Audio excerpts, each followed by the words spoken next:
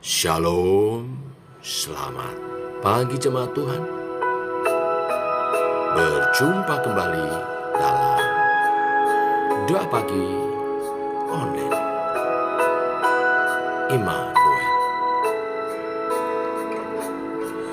Bapa-Ku datang dan berserah, ku nyatakan Kau yang berkuasa dalam gelap, Kau setia, Kau cahaya hidupku.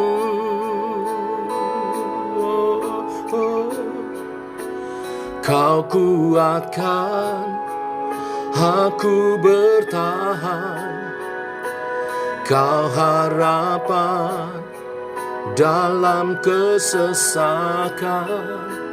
Kau buktikan kesetiaan-Mu Tuhan, Engkau Allah Immanuel.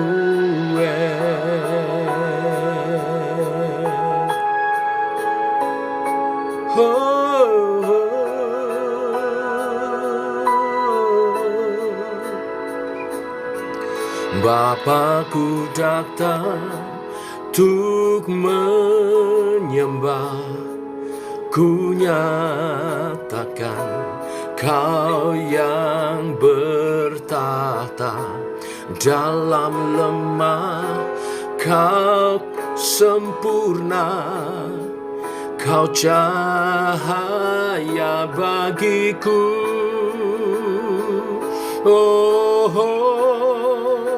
Kau kuatkan aku bertahan, Kau harapan dalam kesesakan.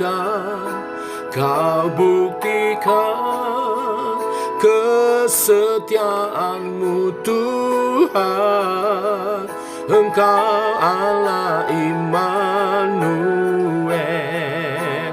Kau kuatkan aku bertahan, Kau harapan dalam kesesakan.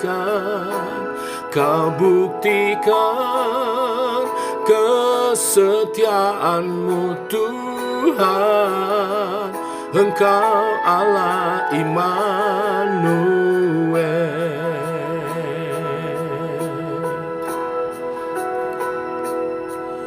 Immanuel,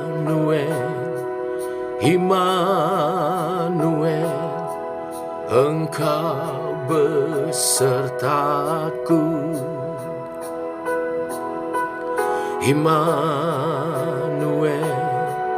Immanuel, Engkau Allah besertaku. Immanuel, Immanuel, Engkau besertaku. Immanuel,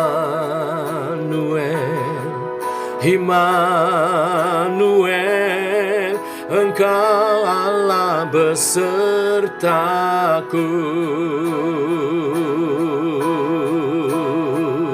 Kau kuatkan aku bertahan, Kau harapan dalam kesesakan. Kau buktikan kesetiaan-Mu Tuhan, Engkau Allah Immanuel. Kau kuatkan aku bertahan, Kau harapan dalam kesesakan. Kau buktikan kesetiaan-Mu Tuhan, Engkau Allah Immanuel. Engkau Allah Immanuel. Engkau Allah Immanuel.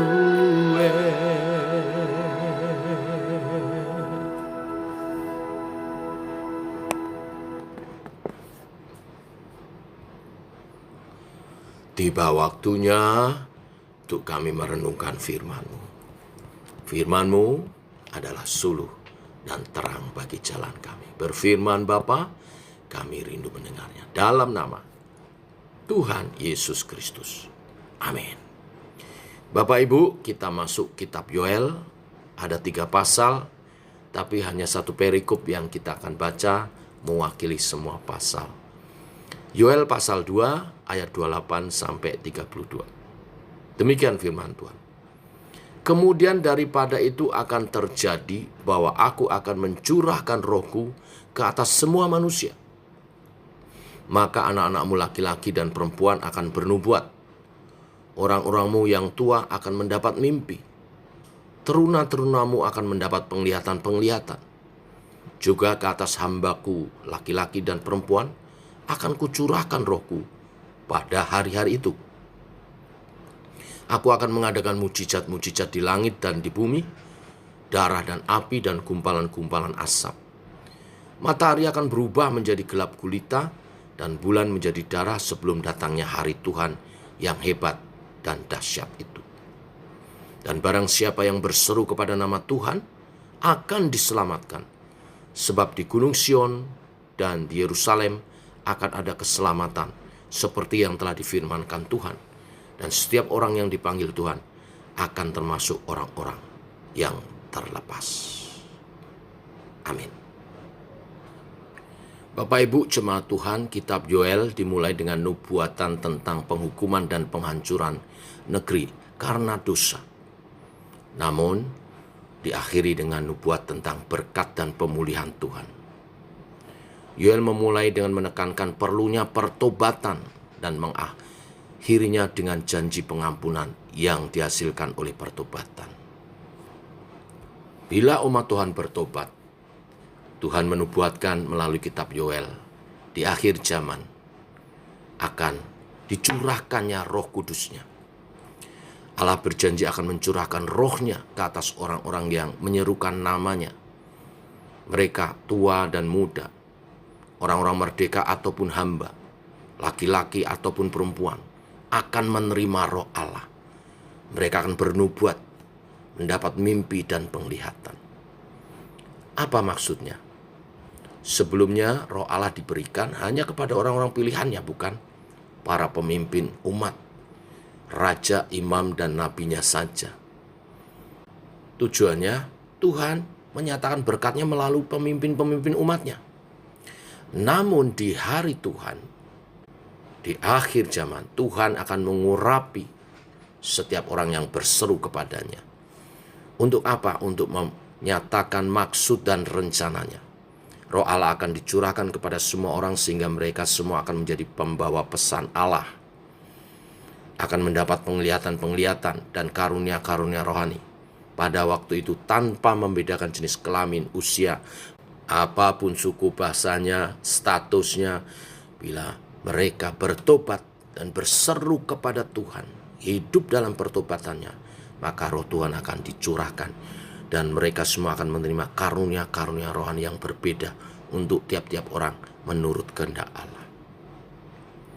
Selain daripada itu, hari Tuhan juga akan memisahkan orang-orang yang akan diselamatkan dari orang-orang yang akan binasa. Yang kudus makin kudus, yang berdosa makin berdosa, sehingga dipisahkan.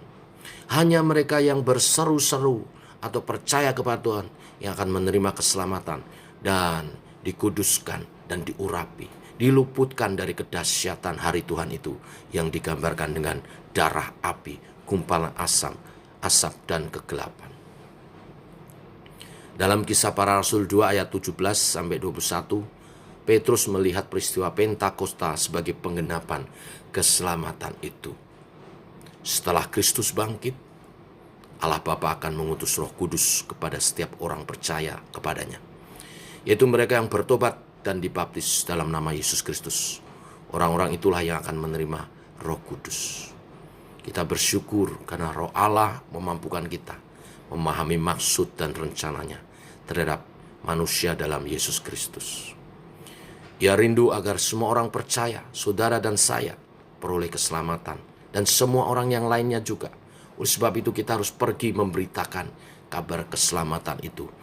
Dan untuk itulah maka Roh Kudus dicurahkan, memperlengkapi setiap orang percaya untuk dapat menjadi saksi, menyampaikan pesan-pesan dan maksud Allah. Biarlah saudara menjadi bagian ini semua. Kita telah merayakan kebangkitan Kristus. Ada satu masa kita mempersiapkan hari pencurahan Roh Kudus. Mari rindukan lebih lagi karunia-karunia Allah dinyatakan memperlengkapi kita sebagai gerejanya, tubuh Kristus yang akan menyaksikan kemuliaan kepala gereja Yesus Kristus Tuhan dan Juru Selamat kita. Amin. Mari kita berdoa. Bapa, kami mengucap syukur oleh kasih dan anugerah-Mu, rahmat-Mu baru. Demikian pagi hari ini, Engkau meneguhkan iman percaya kami melalui nubuatan kitab Yoel, di mana Engkau akan mencurahkan Roh-Mu. Dan itu telah digenapi di hari pencurahan Roh Kudus di Pentakosta. Dan terus digenapi sampai sekarang.